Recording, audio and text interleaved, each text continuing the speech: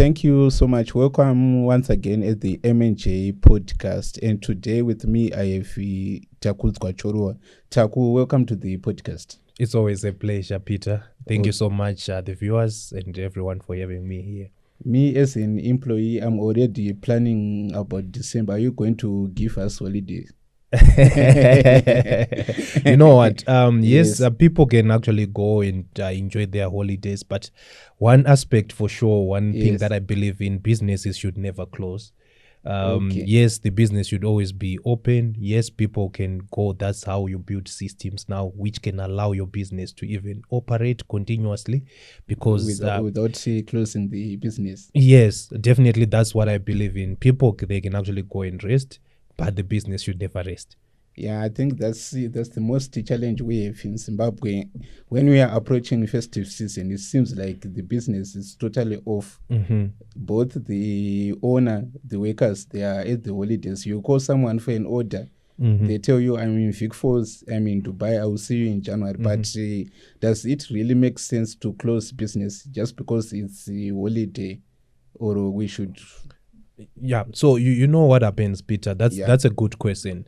The biggest problems that we actually have, especially in African businesses, we have great entrepreneurs, we've got great businesses to say, but the challenge now is we do not have structures, we do not have systems in place. One thing that we have is you have probably you're saying the owner or even the director is actually the one who is more like the business. Yes. He is the buyer.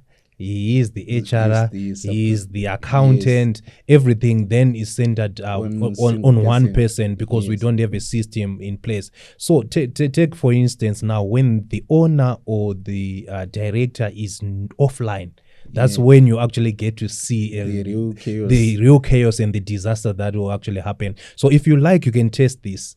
Go offline for one weekend. And if you see your business then collapsing over just one weekend, then definitely that business, definitely that business won't even survive the festive season holiday disaster. Yeah. So as a business consultant, I would like to believe that you have worked with over 200 companies. Any mistakes you have you noticed concerning this issue of saying once the owner is offline for just like what you said, a single weekend, let's say Saturday, the boss is not around, payments need to be paid, he is the one who knows the suppliers and stuff. Yeah, so you get to see that what usually happens is, I'll give you an example. We dealt with this hardware. When the owner actually went for a funeral, and when he was back, he actually caught the shock of his life. He actually left the hardware with over 500 bags of cement. Yes. And when he was back, he only saw that only 30 was left. Yes, and you went there looking curiously to say, we actually made a lot of money, but the money was not there. Ask where is the money, and you are being told we made some small expenses. And upon investigating those so-called small expenses, they are not even small to say, and they actually destroyed the company. And you have a whole business owner, instead of spending time strategizing and planning for the business to grow, you're now busy acting like a police officer, investigating what happened. So that's the mindset that we now need to change as entrepreneurs, to say, let's invest in digital systems that can actually get to run your business with or without your involvement. At the end of the day, you have things in real time, you automate things, you're getting your approvals, even over the phone, you are actually seeing daily sales reports, daily expenses, everything. You have smart dashboards that are giving you full control of your business from wherever you are. Yeah, because another truth the entrepreneurs don't want to hear is not investing in the system. You are just promoting or funding your subordinates. You said also. Yes. It's the truth. But so what should we do? Any solutions in terms of technology to reduce that gap? Yeah, definitely. The good thing is we have technological solutions that can get to assist you. So for today, I'll just focus on one of the technological solutions that we do offer. We have got an ERP software that is an enterprise resource planning software that then get to integrate every function of your business under one platform that is called Odoo. It's ODOO.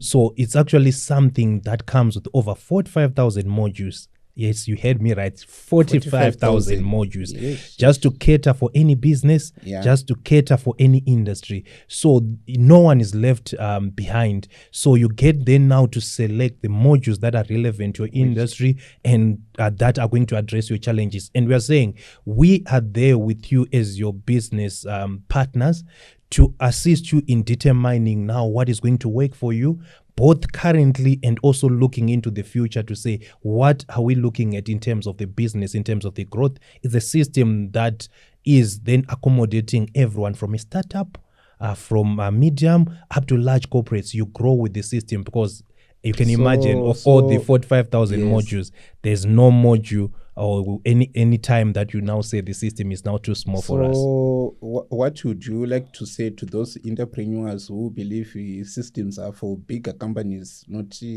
small to medium enterprises? Yeah, that's one of the most common mindset that many business people have.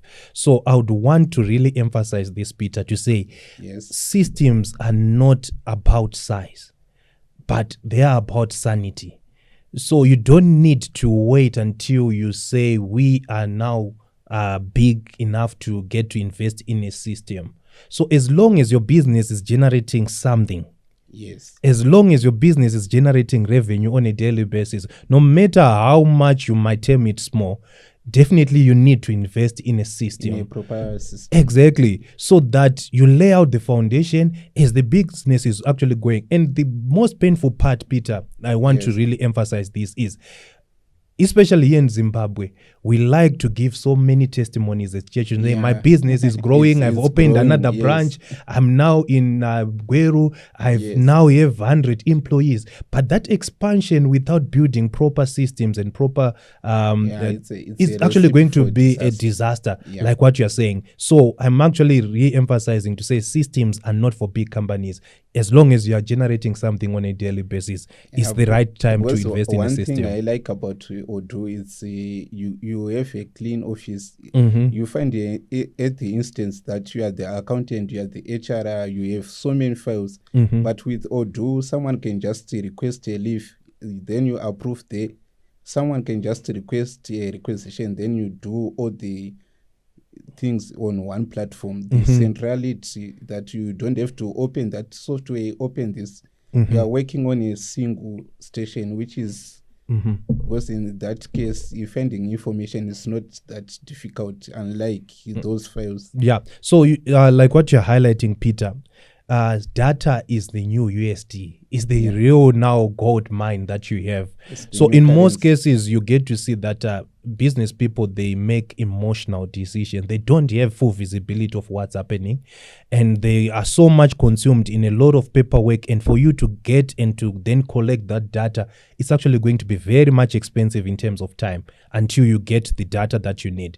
So with a software like Odoo, I will really now, if you may allow me, to then get to look at the pillars that Odoo is actually built on. So number one, we are looking in terms of the integration, like what you're highlighting. Everything is centralized on one platform. You are looking at from your sales, from your marketing, your operations, your HR, every aspect of your business is just centered under one platform, number one. So you then get to reduce even the administrative cost of running various parallel systems. Then number two, Odoo, you are now talking especially in terms of the Zimbabwean context. Yes, you get to see that there are softwares that are traditional software. Sorry to name drop, but you're looking at your QuickBooks, you're looking at your Palladium, you're looking at your Sage.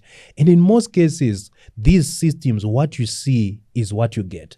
But Zimbabwean economy or Zimbabwean way of doing business is not as normal as you would think. Things can change overnight. Exactly. So you need a solution that is highly flexible, that is going to be speaking to your exact processes, that is also going to be quick to adapt to any changes that are going to happen. Let's say tomorrow we wake up with a new currency, Zimbrons, for example. Yes, you need a solution that is actually going to be quick to adapt to what to that. So that's another pillar that you can see in Odoo. Another strength that you can actually get to see in terms of Odoo is actually scalable. So in terms of scalability, you are talking about two ways. You can scale up in terms of the users. It doesn't limit you in terms of the number of users. So one of the biggest organizations that is currently using Odoo, it's actually the government of Portugal, with over 35,000 users. 35,000 users. So you can start with one user. It doesn't limit you in terms of the number of users that you can actually get to. What do you have? So you can scale up in terms of the size and also scale up in terms of functionality as well. You are at liberty to add functions as need arises. That's where we are now saying Odoo stands for on-demand open object. Based on your demands, you can actually be adding other functionalities as you go. So those are the major pillars that you can actually get to. So anyway, do you want to leave to the entrepreneurs who are being hesitant to invest in a system? Okay, right. We are here for you. We are here to make sure that you get the best possible advice that you can get in terms of investing in a solution. Now is the time. You don't need to wait longer, because in most cases you're actually going to ensure that you spend much of your time investigating without peace of mind. That's not a business. That is actually something that is going to hold you hostage for your lifetime. And you need something that you can easily even go for a holiday. You can attend a family function without necessarily then trusting in individuals, because most of the businesses that are out there, we tend to build our businesses based on trust. But when trust is too much without visibility, that's a recipe of disaster.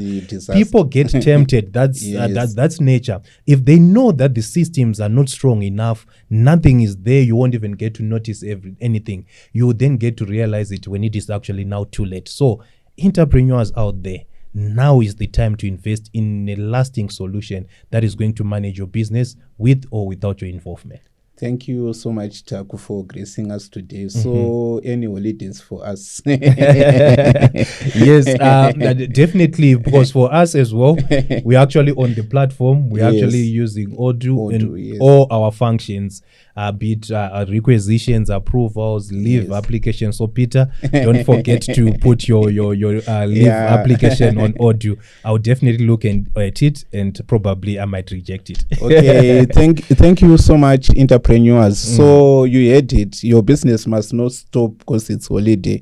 You can still enjoy your holidays while the business is still running.